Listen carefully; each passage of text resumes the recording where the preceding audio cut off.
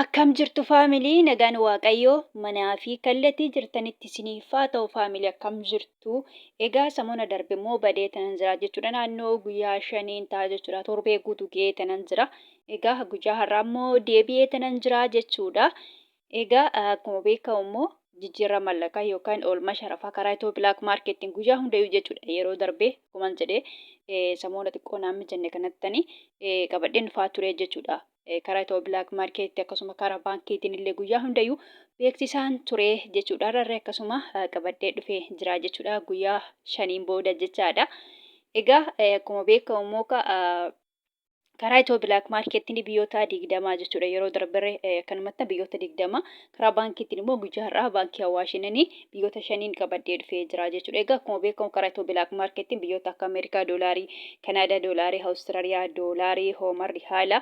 Duubaa dirhaama, Saawud Arabiyaa riyaala, Baareen diinaara, Kuweet diinaara, Joordaan diinaara, Chaayinaa yowaanii, Paawundi sterlingii, Yuuroo, Swiss firaankii, Koronaa fi kan kana fakkaatan jechuudha. Salphumatti biyyoota 20 jechuudha. Akkuma beekamu biyyoota 20 qabadhee dhufee jechuudha. Akkuma yeroo darbee jechaadha. Karaa baankii Awaashin immoo biyyoota 5 kanneen akka Ameerikaa doolaarii, Duubaa dirhaama, Saawud Arabiyaa riyaala, Paawundi sterlingii fi Yuuroodha jechuudha. Biyyootuma duraaniin qabadhee dhufee jechaadha guyyaa har'aa jechaadha. Egaa karaa itoo bilaak maarkeettiin immoo dabaleetu jira jechuudha. Dhugaa dubbachuu fi ani akkuma jedhee torbee guutuu ga'e garuu erganii laalee jechaadha. Tooyyuu malee guyyaa har'aa dhugaa dubbachuuf baay'ee ol ka'ee jira. Biyyoon hundumtuu baay'ee ol ka'aniitu jiru jechaadha. Egaa akkuma beekamu karaa itoo bilaak maarkeettiin jechaadha. Akkuma dura dubbadhe dabaleetu jira jechuudha. Amma guyyaa hundayyuu Ameerikaa doolaara irraa hinkaa guyyaa har'aarree akkasuma Ameerikaa doolaara irraa hinkaa jechaadha. Ameerikaa doolaariin tokko guyyaa har'aa karaa itoo bilaak maarkeettiin jechaadha. Birii 100 fi birii 82 fi saantiba 74 jechaadha. Dhugaa dubbachuu fi dabalee jira jechuudha. Akkasuma immoo Ameerikaa doolaariin karaa baankii Awaashiin birii 100 birii 59 fi saantiba 74 jechuudha. Karaa baankiitiin illee dhugaa dubbachuuf xiqqoo dabaleetu jira jechuudha. Baankii Awaashiin illee dabaleetu jira jechuudha. Kan itti aanu Kanaadaadha. Kanaadaa doolaariin karaa itoo bilaak maarkeetti birii 100 birii 30 saantiba 39. Awustiraaliyaa doolaariin karaa itoo bilaak maarkeettiin birii 100 birii 28 fi saantiba 23. Hoomarri haalli karaa itoo bilaak maarkeettiin birii 400 fi birii 75 fi saantiba 09. Duuba dirhaamiin karaa itoo bilaak maarkeettiin birii 49 fi saantiba 75 biriin Duubaay guyyaa har'aa iddoo duraa birii 50tti deebi'uu geetu jira jechuudha. Guyyaa har'aa birii 49 fi saantiba 75 jechaadha. Biriin Duubaay tokko dabaleetu jira jechuudha. Akkasuma immoo Duubaay dirhaamni karaa baankii Awaashinii jechuudha. Birii 44 fi saantiba 48. Saawud Arabiyaa riyaalli karaa itoo bilaak maarkeettiin birii 48 fi saantiba 88. Akkasuma immoo Saawud Arabiyaa riyaalli karaa baankii Awaashiin birii 43 fi saantiba 54. Kan itti aanu Baareen diinaarri karaa itoo bilaak maarkeettiin birii 400 fi birii 84 fi saantiba 47. Kuweet diinaarri karaa itoo bilaak maarkeettiin birii 500 fi birii 89 fi saantiba 17. Joordaan diinaarri karaa itoo bilaak maarkeettiin birii 200 birii 57 fi saantiba 68. Kan itti aanu Chaayinaadha. Chaayinaa yowaaniin karaa itoo bilaak maarkeettiin birii 27 fi saantiba 02. Paawundi sterlingiin karaa itoo bilaak maarkeettiin birii 200 fi birii 45 fi saantiba 59.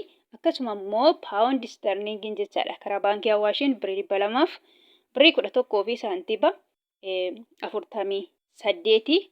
Yuuroon karaa itoo bilaak maarkeettiin birii 200 fi birii 10 saantiba 60 jechuudha. Yuuroon karaa itoo bilaak maarkeettiin guyyaa har'aa jechuudha. Akkasuma immoo Yuuroon jechaadha karaa baankii Awaashiin birii 100 fi birii 86 fi saantiba 47 jechuudha. Guyyaa har'aa karaa baankii Awaashinii jechaadha. Kan itti aanu Swiss firaankiidha. Swiss firaankiin karaa itoo bilaak maarkeettiin birii 200 fi birii 26 saantiba 82 jechuudha. Guyyaa har'aa Kan itti aanu koronnaadha. Koronnaan karaa Itiyoo Black Marketiin birrii 19 fi saantiima 17. Koronnaan illee iddoo duraatti deebi'uu ga'ee jira jechuudha. Yeroo darbe yeroo gidduudha walkee tokko naannoo birrii 20 ga'eetu jira jechuudha. Koronnaan tokko guyyaa har'aa immoo 19 jira jechuudha. Dhugaa dubbachuuf iddoo duraatti deebi'aa jiru jechuudha. Kan itti aanu Turkiidha. Turkii liireen karaa Itiyoo Black Marketiin birrii 3 fi saantiima 85. Israa'el shekeliin karaa Itiyoo Black Marketiin birrii 50. 9 fi saantiima 67. Ijipshaa paawundii yookaan birrii Ijipti karaa Itiyoo Black Marketiin birrii 3 fi saantiima 57. Yemen rihaalli karaa Itiyoo Black Marketiin 0 saantiima 75. Kan itti aanu Hindiidha. Hindiyaa ruupiin karaa Itiyoo Black Marketiin birrii 1 fi saantiima 91. Paakistaan ruupiin karaa Itiyoo Black Marketiin 0 saantiima 65 sharafachaa oolan yookaan jijjiirrachaa oolanii jiru jechuudha. Salphumatti guyyaa har'aa karaa Itiyoo Black Marketiin kana fakkaataa jechuudha. Akkasuma karaa baankiitiin illee akkuma jedhe baankiota keessa immoo baankii Awaashiin kana fakkaataa jechuudha. Kan baankii Awaash maaliif hin jedhe baankoonni wal fakkaataa miti waan ta'eef guyyaa har'aa fakkeenyaaf baankii Awaashiniin qabadee guyyaa boruu immoo baankii birootiin qabadee dhufaa jechuudha. Yookaan baankii daldala Itoophiyaa yookaan nigdi baankii yookaan Oromiyaa baankii qaqqajareen qabadee dhufaa jechuudha. Maaliif baankonni garaagara waan ta'eef jecha Itiyoo Black Marketii garuu guyyaa hundayyuu biyyootuma 20 guyyaa har'aa kananii qabadee dhufaa jechuudha. Egaa kan biraa immoo kana jechuu barbaadu warroonni Joordaanii Beerut yookaan Libnaan jirtan jechaadha. Fakkeenyaaf biriin biyya Joordaanii dinaara jedhama. Isin immoo warroonni mana badaa jirtan dinaara biyya sana osoo hin taane doolaara fudhattu jechuudha. Beerut yookaan Libnaan irra biriin biyya Beerutii paawundii jedhama jechuudha. Maqaan birii biyya Beerutii paawundiidha. Paawundiin Beerutii immoo paawundoota keessa baay'ee xiqqoodha. Akka birii Yemenii, akka birii Paakistaanii jechuudha. Baay'ee xiqqoodha. Birii Itoophiyaatu caala jechuudha. Salphumatti birii Beerutii, birii Itoophiyaatu caalaa jechuudha. Kanaaf isinillee birii biyya sana osoo hin taane doolaarii fudhattu jechuudha. Doolaariin immoo hedduutu jiru jechuudha. Fakkeenyaaf Ameerikaa doolaarii, Awustiraaliyaa doolaarii, Kanaadaa doolaarii jedhanii jira.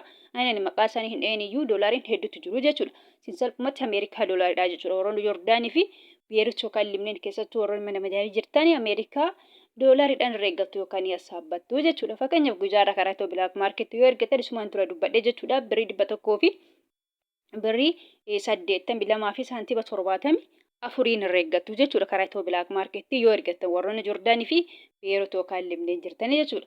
Immoo karaa baankii Awaashiin immoo yoo ergatan jechaadha. Ameerikaa doolaariin tokko birii 100 fi birii 59 fi saantiima 74 jechuudha. Karaa baankii Awaashiin jechuudha. Karaa baankii Awaashiin immoo yoo ergatan kana ta'a jechuudha. Salphumatti birii biyya sanaan ta'u jechuudha. Akkuma dura dubbadhee warroonni Joordaan jirtanii dinaara biyya sanaa miti. Beerut yookaan Libnaan immoo paawundii biyya sanaa miti jechuudha. Haa ta'uyyuu malee dinaarri jechaadha. Dinaara biyya Joordaanii Ameerikaa doolaarii hin caalaa jechuudha. Birii biyya Joordaantu caala birii Ameerikaa yookaan doolaarii Ameerikaa jechaadha. Kanaaf salphumatti walii galtee daldaloota keenyatti waan ta'eef keenyaa fi kasaanitti waan ta'eef birii biyya sanii osoo hin taane doolaariidha jechuudha. Akkuma jedhe doloota keessa immoo Ameerikaa doolaariidha jechaadha. Salphumatti warroonni Joordaanii Beerut yookaan Libnaan jirtan Ameerikaa doolaariidhaan irra eeggatu yookaan hassaabbatu jechaadha. Egaa gabaabumatti viidiyoon kun irraa kana fakkaata. Viidiyoo birootiin hanga walitti deebinutti nagaan naaf tura.